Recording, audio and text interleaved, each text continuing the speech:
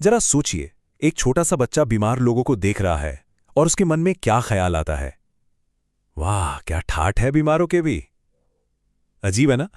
यही एक सोच हमें एक ऐसी कहानी की ओर ले जाती है जो कह सकते हैं एक बहुत बड़ी गलत फहमी पर बनी है। तो आज हम स्वयं प्रकाश की कहानी नहीं होना बीमार को समझने की कोशिश करेंगे, जो इसी एक अनोखे विचार के चारों ओर घूमती है। तो चलिए कहानी में थोड़ा पीछे चलते हैं और पता लगाते हैं कि ये शानदार लेकिन बिल्कुल गलत आइडिया आखिर आया कहां से।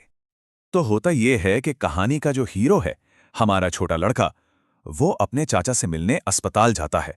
और वहां जाके वो क्या देखता है कि अरे, ये तो अस्पताल कम और कोई हॉलिडे रिजॉर्ट ज्यादा लग रहा है। एकदम साफ सुथरा, शांत, ना कोई शोर ना कोई धूल मक्खी, बस एक अजीब सी सुकून वाली शांति। तो हमारे नन्हे हीरो के दिमाग में ये बात घर कर जाती है कि भाई बीमारी का मतलब तकलीफ नहीं, बीमारी का मतलब तो है ऐश, पूरा ऐशो आराम। और अब देखते हैं कि बीमारी को लेकर ये जो इतनी ग्लैमरस सोच है वो कैसे एक बहुत ही शरारती प्लान में बदल जाती है। तो सवाल ये उठता है कि बीमार पड़ने का सबसे सही मौका आखिर कौन सा हो सकता है। ये वो सवाल है जो लड़का खुद से पूछता है जब वो एक बहुत ही कॉमन बचपन की प्रॉब्लम में फंस जाता है। और वो प्रॉब्लम क्या थी? होमवर्क। एक ऐसा दिन जब होमवर्क नहीं हुआ था और ये पक्का था कि स्कूल में तो आज पिटाई होनी ही है। तो बस मिल गया बहाना।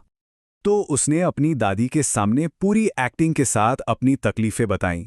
वही क्लासिक बहाने, सिर में बहुत दर्द है, पेट में भी दर्द हो रहा है और हाँ, जोर का बुखार भी है।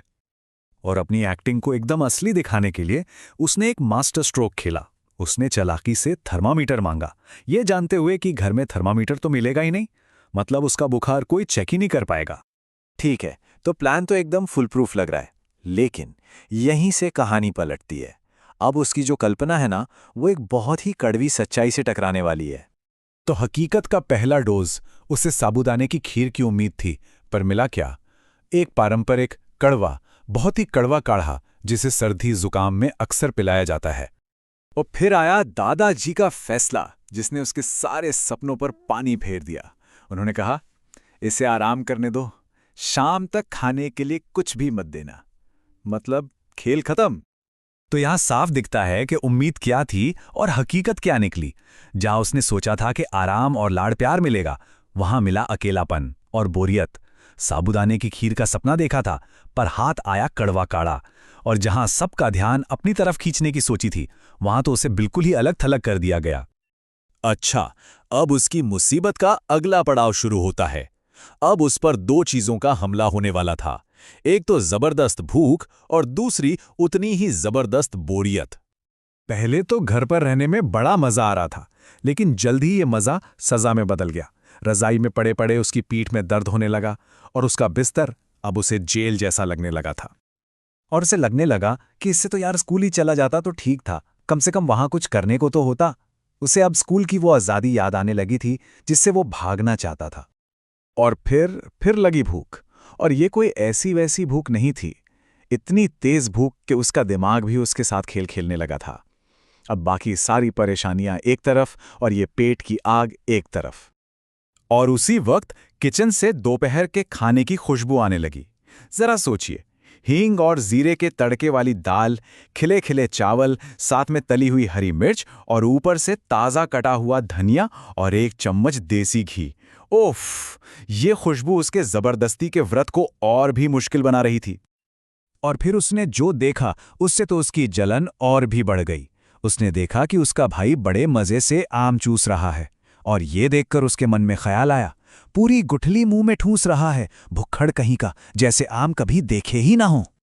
तो बस भूख और जलन, इन दोनों से हारकर हमारे छोटे हीरो ने आखिरकार अपनी जिंदगी का एक बहुत बहुत ही कड़वा सबक सीखा। उसने बाकी का दिन भूखे पेट ही काटा, और कहानी में लिखा है कि उसके सारे विकार बाहर निकल गए। इसका मतलब दोहरा है, एक तो उसकी झूठी बीमारी के विकार और दूसरा उसके धोखे और झूठ का विकार। भूख ने सब साफ कर दिया। और इसके बाद उसने एक कसम खाई, इसके बाद स्कूल से छुट्टी मारने के लिए मैंने बीमारी का बहाना कभी नहीं बनाया। कहानी इसी सीधे सादे लेकिन बहुत मजबूत संकल्प के साथ खत्म होती है। एक ऐसा सबक जो उसने बहुत मुश्किल से सीखा था। और ये कहानी हमें एक बहुत ज़रूरी सवाल के साथ छोड़ जाती है। क्या कोई सबक हम सच में तभी सीखते हैं जब हम उसके बुरे नतीजों को खुद महसूस करते हैं, ना कि जब कोई हमें सिर्फ उनके बारे में बताता है?